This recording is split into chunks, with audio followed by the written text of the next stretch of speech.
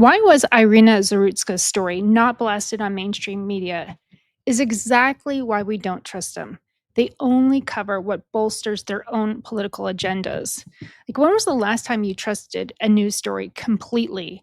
When was the last time you read a headline and thought, wow, yep, I'm getting the full story here? Personally, I do not pay attention to mainstream media at all anymore.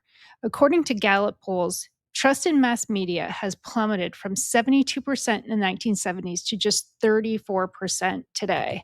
And if you have a look at this graph here, it's unbelievable how much it's dropped. Um, but here's where it gets very interesting. You see that in the top blue line there is the Democrats. They still pretty much trust mainstream media, and I wonder why. And the Republicans, the red seems to be diminishing exponentially.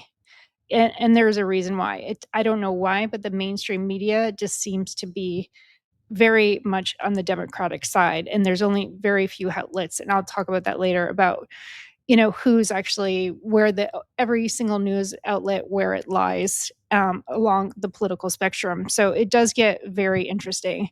But so this is kind of what I wanted to explore today. And it's not that people just don't trust the media anymore. It's that people are starting to notice which stories get the spotlight and which ones like completely disappear into the void. And when I say disappear, I mean stories that should matter, stories about real victims, real families, real communities, but somewhere never make it to past your local news station. So why do some tragic cases become national conversations while others, sometimes even more shocking, barely register a blip? And what happens to our society when people stop trusting the institutions that are supposed to inform them? What we're witnessing isn't just media bias, it's the complete breakdown of shared reality in America. This horrific case in Charlotte is a perfect example of what is wrong with media today. Hey guys, it's Delania. Welcome back. This story is so disturbing to me, and it really did get kind of dismissed. Like, this whole tragedy happened back in August 22nd. And until this video was released, it was really getting buried and no one was talking about it. Someone actually posted it on X, and that was the only reason that this story got traction and has gone viral. It wasn't because of the mainstream media. So it made me really question, like, how does a local crime become a national story or not? There's a very traditional path. One, the local news picks it up, which it did not in Charlotte. Regional outlets amplify it, which it was not done. Cable news discover it, and then social media explodes. Well, this particular story, the only reason it exploded is because it hit social media. It becomes the story everybody's talking about. But here's where it gets interesting. This process isn't random. There is a formula. Think back with George Floyd, and you can see here on this stat 74,000 articles about George Floyd, and there were 0 articles about Iryna Zarutska. 0. So how does that happen? I'm just fascinated. Like, how does that happen? How does his case become much more public than her case? But there's several elements that make this coverage go viral. One, especially in George Floyd's case, there was clear video evidence, but there was also, in Iryna's case, there was very clear video evidence. And then there was an obvious injustice that most people could agree on during COVID when everyone was online. And the unfortunate part of the Iryna's case is that this video got leaked. It was the only reason that got out there. The mainstream media and the local news never even picked it up. You know, and sometimes these fit perfectly into existing conversations, especially with George Floyd, because the conversation was about police reform. It's not diminishing the tragedy or saying that he did not deserve the coverage, but let's be honest about why it became exactly the story that changed America while other cases didn't. Why was Iryna Zarutska not become a national story? If I go through all those elements, she seems to have it all, but it just does not fit the democratic narrative, and the mainstream media follows that course. Stories become national news when they serve a larger narrative that media outlets and their audience want to tell. Stories that communicate those narratives, or worse, contradict them, often get buried. And here's how that filter works: stories that fit the narrative concern, really, again, here, they confirm existing beliefs and systematic problems. And George Floyd did that. They have clear heroes and villains. And again, George Floyd fit that narrative and can be tied to policy solutions that outlets support. And this was reforming the police. But and that's where you get the engagements, you get the clicks and stuff. But the problem with Iryna's case, it just did not fit their narrative. And this is where stories start to complicate that. And this is why her story did not fit. It complicated their narrative. Their narrative is about systemic racism in America. So this narrative didn't follow that. And it didn't have any obviously policy solutions. And it might challenges the audience worldview. And again, that's what they're trying to control here, our worldview. You have a Black man killing an innocent white woman, and that's not the worldview that they want you to see. And it could be controversial for the wrong reasons. The social media revolution has changed a lot of things in the last few years. Traditional media no longer controls the conversation.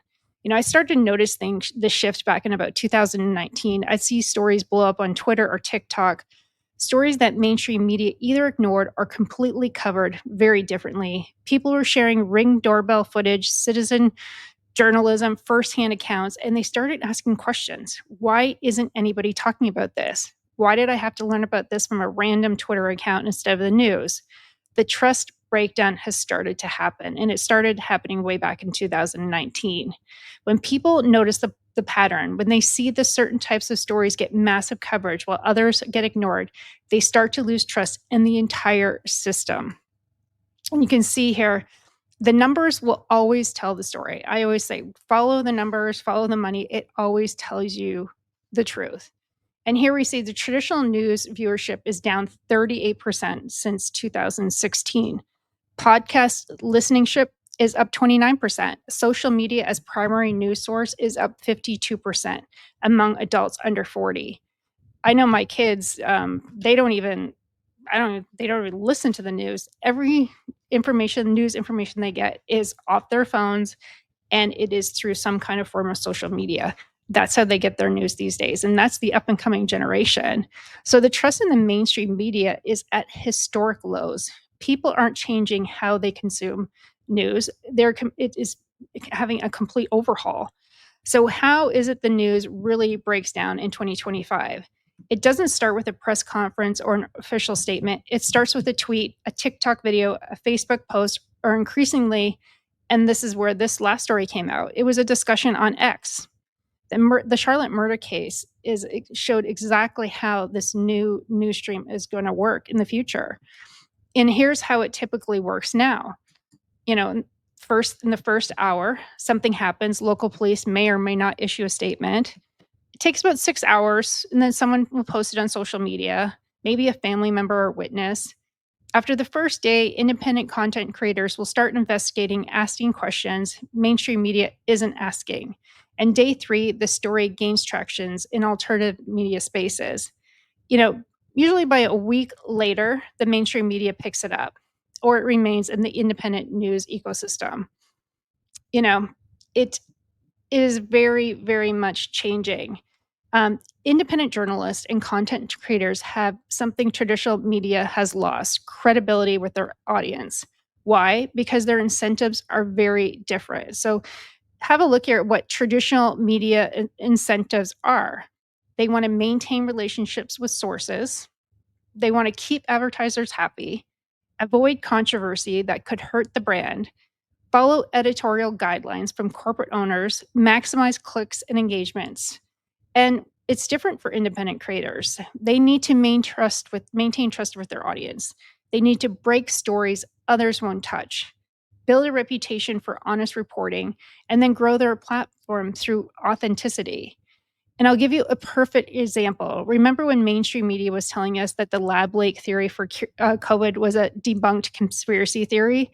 Independent investigators and scientists on social media kept digging, kept asking questions, kept presenting evidence. 18 months later, the same outlets that called it a conspiracy theory were running stories about how the lab leak was actually plausible and deserved investigation. The audience noticed. They noticed that independent voices were asking the right questions while mainstream media was shutting down the debate. What we have now is essentially an underground railroad of information. Stories that can get through traditional channels find their way through independent YouTube channels, Substack newsletters, Twitter threads, TikTok investigations, podcast deep dives, and alternative, like there's a lot of alternative platforms out there. And I think this is just going to grow and grow. I have a friend here in Phoenix. She works for part of the traditional journalism for a major newspaper. And she told me she spends more time killing stories than writing them. Either legal won't let us touch it, or editorial says it's not aligned with our coverage priorities, or what they've told her many times, it's just too controversial. Because I've asked her many questions about, how don't you do this story, this story? She's like, oh, I couldn't even touch that. That's way too controversial. And she's very frustrated because she got into journalism to inform the public, but she's increasingly feeling like her job is to manage information rather than report it. This is where Iryna Zarutska's story gets buried. Mental health stories don't fit neat narratives. They're complex, they're nuanced, and often tragic in ways that don't lend themselves to simple policy solutions. A story about someone with untreated schizophrenia who commits a violent crime raises uncomfortable questions. And as you can see here, all the news outlets that reported on this heinous act, zero, all the way down the board. And I really don't think that part of the reason I don't think that this was reported on is because the mainstream media doesn't want to talk about the racial issue because it doesn't fit their narrative, because you have a Black person killing an innocent white woman. But I also think that the problem with this case right here is a mental health crisis. And that's what the mainstream media also doesn't want to talk about. And that, to me, is the underlying root problem of this exact situation. Decarlos Brown had 14 arrests. He was diagnosed with schizophrenia. And why was he not treated? How many warning signs were ignored? And what role did family, community, and government play in this tragedy? His mother was complaining that he was dangerous. She actually kicked him out of the house. That's why he was homeless, because she was afraid for her own family. And how do we prevent this without stigmatizing mental illness? These questions don't have easy answers. They require nuance, investigation, and sometimes admitting that our current system is failing everyone. But nuances don't go viral. Complexity doesn't generate outrage clicks. So these stories often get reduced to simple narratives about race, politics, or criminal justice, when the real issue might be our complete failure to address mental health. And here's what we need to have: an honest conversation about how political polarization has infected news coverage. The old model, news was supposed to be objective, report the facts, let people decide what to think. And the new reality is every story is viewed through a political lens before it is even reported. Imagine if the Iryna Zarutska murder came across a major news organization before anyone even discussed the facts. These questions get asked. How will this play with our audience? Does this support or undermine our narrative we've been trying to convey? Could this be used by political opponents to attack positions we're supporting? What is the safest way to cover this without generating backlash? But you notice what's missing in all these questions? What are the facts, and what do people need to know? Every major story now becomes a race to establish the narrative framework. And once that framework is set, contradicting evidence is often gets ignored or buried. Every news organization has bias. The problem isn't bias itself, it's pretending you don't have bias while consistently making editorial choices that serve a political worldview. So, I remember back in the day, I guess it was about maybe a year ago, and the CNN reporter was on Caitlin Collins. Have a listen. That you just report the news as it is. Oh, I know. CNN makes it, and I know that's supposed to be a laugh line. I wasn't supposed to be, but I guess it is. Yeah, I guess it is. And she's like, "What? We're biased? CNN is biased? No. It's crazy. My mom, the Canadians, I swear to God, CNN to them that is the new, like, they are completely unbiased. They have no bias in whatsoever. That's the actual news. Um, and that's all she listens to at home. And when she comes here, and if we have Fox News on, she can't even be in the same room. She has to leave the room if Fox News is on at her house. It's crazy. But if you can see from the spectrum here, it it it doesn't matter which news outlet you're on, it's all biased. I think BBC, I like to listen to the BBC. I think they're one of the most neutral parties there in the middle. But every outlet is biased. Everybody has their own narrative, and I'll be honest about my own bias. I think our mental health system is broken. I think political tribalism is making it harder to solve problems. I think media outlets often prioritize narrative over truth. I think the mental health crisis is being overshadowed by the racial debate. The root cause of a lot of these problems will be ignored and there will be no improvements. But here's the difference. I'm telling you my bias up front. I'm not pretending to be objective, making subjective choices about what to cover and how to cover it. A lot of times with this channel, I just wanted to look at the facts. Where are the facts? And come up with our own conclusion. A lot of times I have a lot of comments go back and forth about whatever my thoughts are. And a lot of times I'm just giving you the facts and my opinions on the facts. I'm not saying they're right or wrong, but what I do like to do is just open up the discussion. And I think that's what America is losing. Like, no one can have a conversation anymore. But if we're going to have a conversation, it needs to be based on facts. We can't have a conversation about something arbitrary that you make up in your mind that fits your narrative. I don't want to have that conversation. That's why I really wanted to say, okay, here's the facts. Let's talk about the facts and base a discussion around facts and how we can solve these problems or move in directions that's good for everybody. Again, my bias is to the facts. That's it. And when people figure out the news outlets are consistently making editorial choices based on politics rather than newsworthiness, the complete trust has collapsed, and that's what you've seen has happen. And once that trust collapses, people start seeking alternative sources.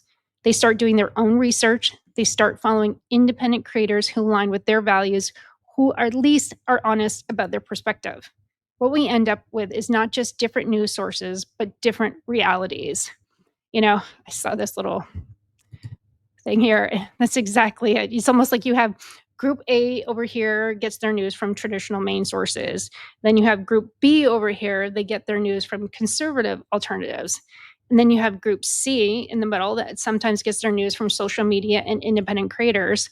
And then you have this whole other group over here that really doesn't give a shit and they don't listen to anything. They give up on news completely and entirely.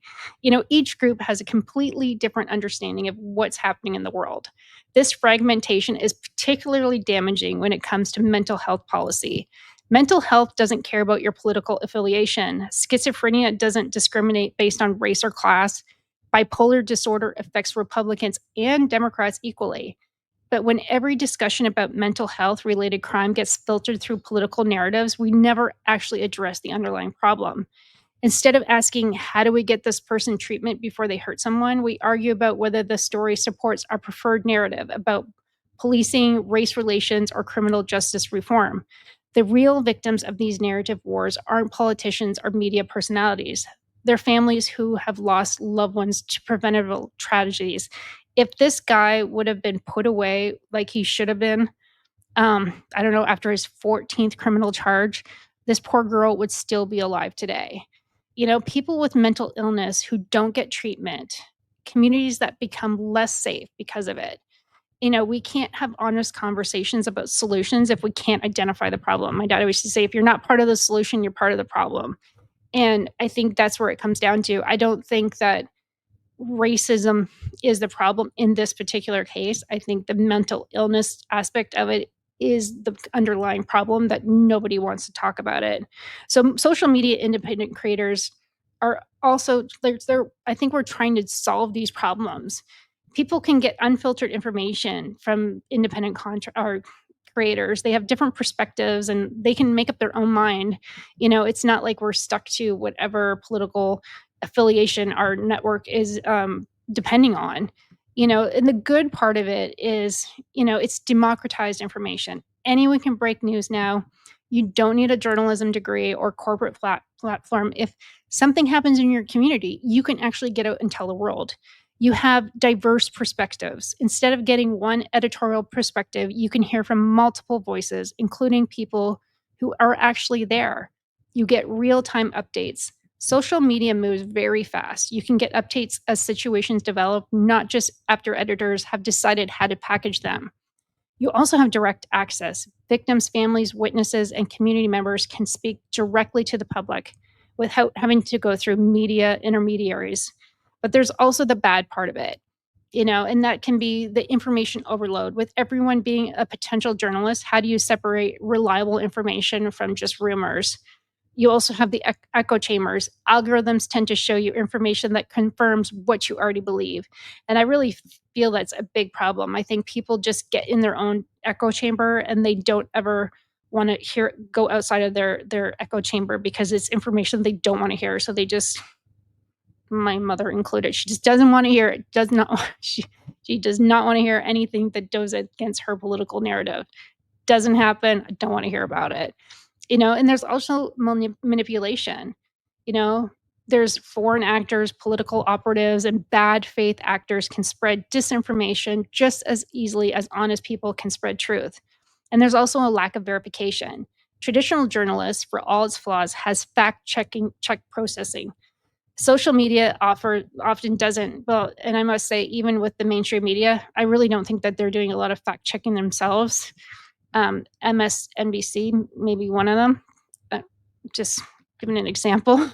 What the mainstream media has even brought, they've brought this horrific murder of Charlotte. They brought it to light. What happens if that video didn't go viral on X? But how do you verify these stories? How do you ignore actual video footage? Traditional media has resources for investigation and fact checking. Independent creators and social medias often don't. And this a lot of times creates a dilemma. Traditional media might ignore the story entirely. Social media might amplify it without proper verification. The truth might get lost somewhere in between. The algorithm, is it a problem? Social media algorithms optimize for engagement, not the truth. A sensational false story often gets more shares than a nuanced true story. This means that even when people are trying to get accurate information, the platforms themselves might be pushing them toward more dramatic but less accurate content. The only reason the Charlotte murder was publicized was because the video went viral on X. Absolutely no news outlet was covering it. And what was especially not damaging, but horrific about this video, there was such clear video of footage of what actually happened, and is beyond devastating. So guys, let me know your thoughts. Do you get all your information from the TV or the social media? I think that outlets like YouTube are great because it opens up discussions and people can talk about their own perspective. I've literally learned so much from all your different comments. I appreciate it. I try to get back to absolutely everybody. Every day I'm spent half my day trying to answer or join the conversation with a lot of the comments. I'm very interested. I've learned a lot, but that's one of the reasons that I wanted to do this channel, is because to open up the conversation. I feel like that's the one problem with America and even Canada these days, is that no one can have a conversation and disagree and maybe learn something from each other and step out of the echo chamber. Like I said, there's a lot of Fox News going on in my house, but sometimes I just listen to CNN to hear what others are saying. I gotta say, I can't even turn on NBC. I can't even listen to that bullshit. So I tend to stay far away from the extreme left. But it's interesting to hear different people's perspectives. So please keep the comments coming. Please subscribe, share. Like I said, I'm very interested. I'm not easily offended. So please give it to me. Like I said, I'm very interested, and that's why I wanted to have this conversation and open up this channel, is to have these like open and honest discussions. I think social media is where it's going. It will be very interesting to see what happens with mainstream media in the future. To me, it seems like they're dying a slow death. very much so, and I love me personally, I don't even listen to mainstream media anymore. I'm pretty much on YouTube all the time and X. Those are my 2 go-tos, where I get a lot of my information from, and I like that there's all these different perspectives on both sides. So, again, please like, subscribe, share, and I'll talk to you guys soon. Thanks. Bye.